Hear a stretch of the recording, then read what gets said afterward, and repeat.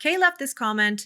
I still don't understand how to speak louder without speaking in a higher pitch. It feels like I just don't know how my voice works.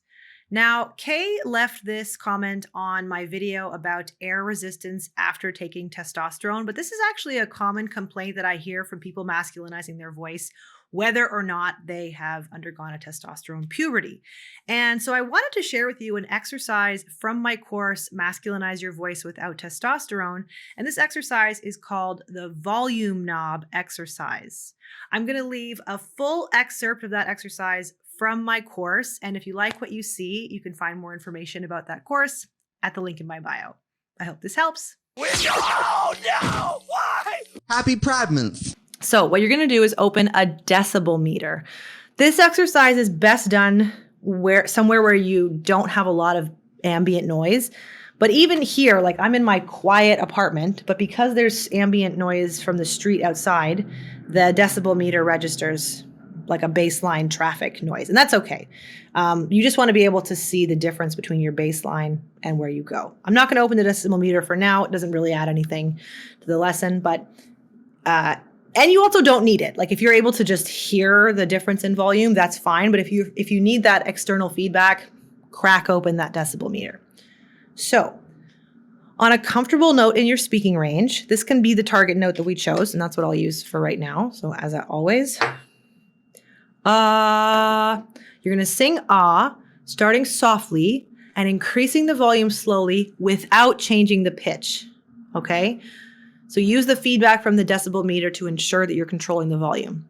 You may also need a tuner. So if you're not sure that your pitch is stable, I recommend to do this exercise either with a tuner, so Tuner Ninja, I'll link it below as always, or you can use any of those drones that we had. So just singing along with a drone. You won't be able to use the decibel meter if you are also listening to a drone, but that can help you to like stay stable with your pitch. So this step 2 sounds like this. I'm going to start really quiet.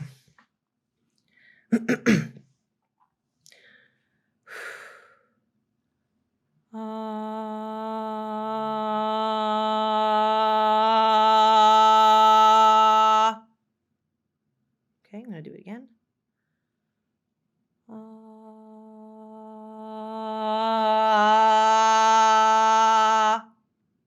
I like this exercise. I might even change the pitch just to see if it gives me a different result. And actually, that's more or less step 3. So you're going to repeat step 2, modifying your airflow and posture or pitch to see if you get a different result. You can try it on a lower pitch, on a higher pitch. I'm going to go slightly higher, I think. And I'm going to modify my posture a little bit.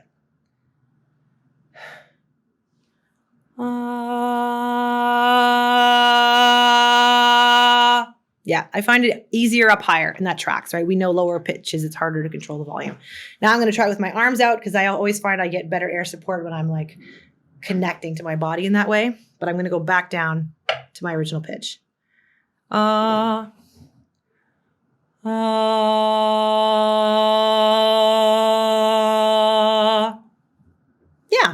And so that will train the vocal folds to be able to resist that air while maintaining all of those things that you've been working on throughout this course.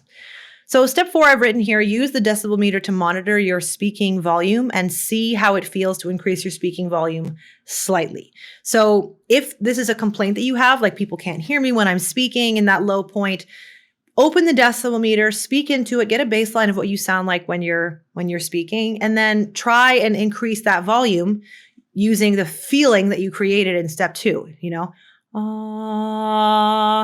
Okay, I'm going to start speaking here if this is my baseline. What if I'm speaking here with this amount of resistance? How does it feel now? And you can use any of the strategies we developed earlier. You can chant to speech. You can use M words. You can make things shorter and then develop them into longer.